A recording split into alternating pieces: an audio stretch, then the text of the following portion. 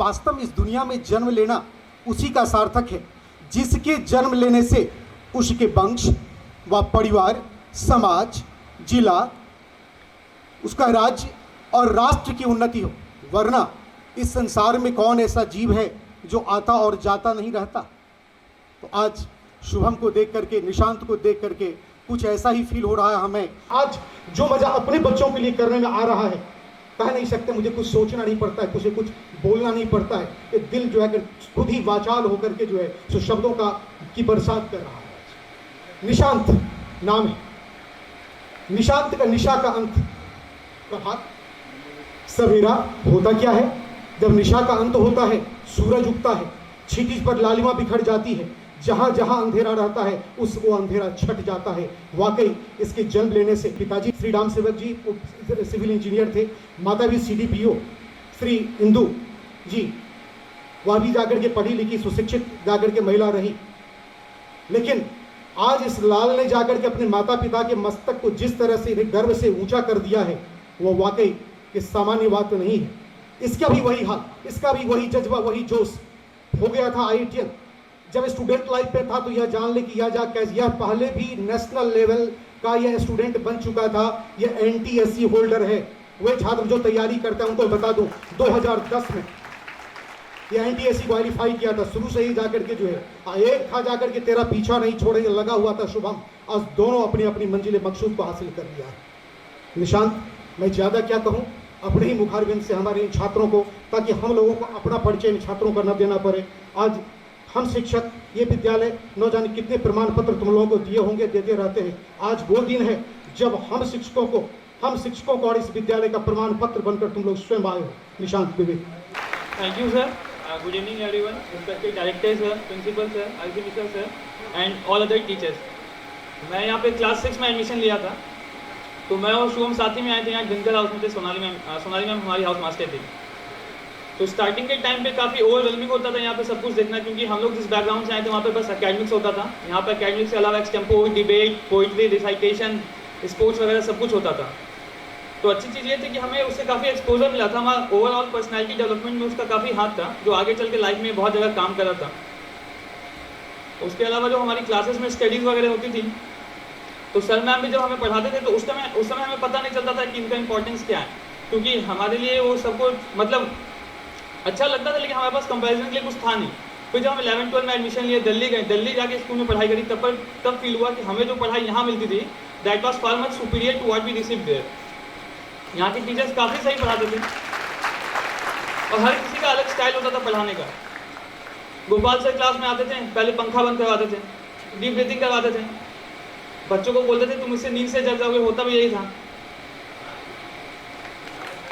GCS sir आते थे, वो पढ़ाते थे तो काफ़ी बहुत धीरे से लहजे में पढ़ाते थे और एक सवाल को 5-5 बार बताते थे, कैसे सॉल्व करना है, कैसे नहीं करना है, दूसरा स्टेप क्या होगा। तो हम लोग बस कहानियाँ सुनते थे। जब हम 7th-8 में थे तो GCS सर की कहानियाँ सुनते थे कि 9th में जाओगे तो GCS सर पढ़ाएंगे, 10th में जाओगे GCS सर पढ़ाएंगे। 9th-10th में गए जब वो पढ़ाने लगे तब पता चला कि कितना डिफरेंस आ जाता है। इंग्लिश में CK सर पढ़ाते थे, हमें रीता मैम पढ़ाती थी।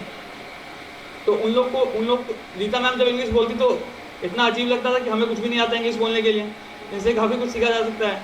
जब हम लोग की स्पीचेस होते थे मॉर्निंग असेंबली में या टॉक्स देने होते थे, न्यूज़ बोलना होता था, तो आने से 5 मिनट पहले रीता मैम प्रैक्टिस करवाती थी कि कैसे बोलना है, क्या नहीं बोलना है।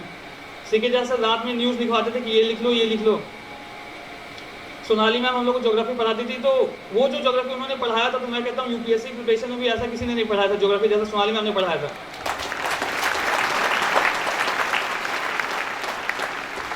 निखिल सर हम लोग को केमिस्ट्री पढ़ाते थे। निखिल सर के पढ़ाने से पहले मतलब मैं टॉपर था, लेकिन ऐसे ही पढ़ के चले जाते थे, समझ में आता नहीं आता, उससे फर्क नहीं पड़ता था, एग्जाम में लिख देते थे तो हो जाता था। निखिल सर ने जब पढ़ाना स्टार्ट किया तब रियलाइज़ हुआ कि केमिस्ट्री कितना इंटरेस्टिंग सब्जेक्ट हो सकता है, उसमें मतलब काफ़ी कुछ सीखने को मिलता है। और निखिल सर का जो प्रैक्टिकल अप्रोच होता था उसी की वजह से मेरा NTSC वगैरह निकला था यहाँ पे। और भी काफ़ी टीचर्स हैं, जैसे MIT सर थे। MIT सर पहले हम लोग को कंप्यूटर साइंस पढ़ाते थे, फिर हमें हिस्ट्री पढ़ाने लगे, और हिस्ट्री जो वो हम पढ़ाते थे तो एकदम कहानी जैसे पढ़ाते थे। मतलब हम लोग जब प्रिपरेशन कर रहे थे UPSC में, तो मतलब जो सोशल स्टडीज़ होता है, हिस्ट्री होता है, ज्योग्राफी होता है, ये सब हमें पढ़ना होता है। तो उसके लिए लोग वहाँ पे इंटरेस्ट डेवलप करते हैं। हमारा इंटरेस्ट पहले से डेवलप था जब हम यहाँ पे पढ़ाई कर रहे थे। हम लोग को इस तरह से पढ़ाया ही गया था यहाँ पे 10th तक में, हिस्ट्री, ज्योग्राफी, सोशोलॉजी, साइंस वगैरह, वो हम लोग का फाउंडेशन बहुत स्ट्रॉन्ग था। आंसर राइटिंग, जैसे शुभम ने बताया कि हमारा आंसर राइटिंग यहाँ से ही काफ़ी इम्प्रूवमेंट करवाया गया था धीरे धीरे करके, तो वो चीज़ फाइनली भी काम आती है।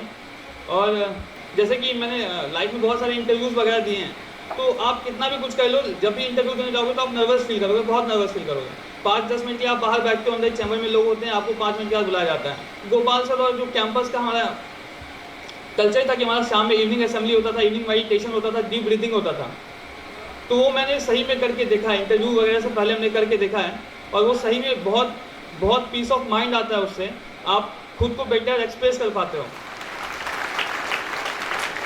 और लास्ट ऑफ ऑल यहाँ से हमारा पीयर ग्रुप भी काफ़ी अच्छा मिलता है, टीचर्स अच्छे हैं, इंफ्रास्ट्रक्चर अच्छा है, फैसिलिटी अच्छा है, लेकिन उन सबसे भी उनके बराबर ही यहाँ पे पीयर ग्रुप भी अच्छा मिलता है। मतलब काफ़ी तरह का पीयर ग्रुप होता है यहाँ पे, लेकिन अगर आप चूज़ कर पाते हैं कि आपके नेचुरल पीयर्स, ट्रू पीयर्स, जिससे आपका रेजोनेंस मैच करता है, तो उससे आपको काफ़ी फायदा होता है। जैसे हम प्रिपरेशन के टाइम पे मैं और शुभम रूममेट थे यूपीएससी की प्रिपरेशन के टाइम पे, तो अगर हम यहाँ पर नहीं आते तो हम रूममेट नहीं होते, कभी रूममेट नहीं होते तो शायद ये रिजल्ट वगैरह भी नहीं होता।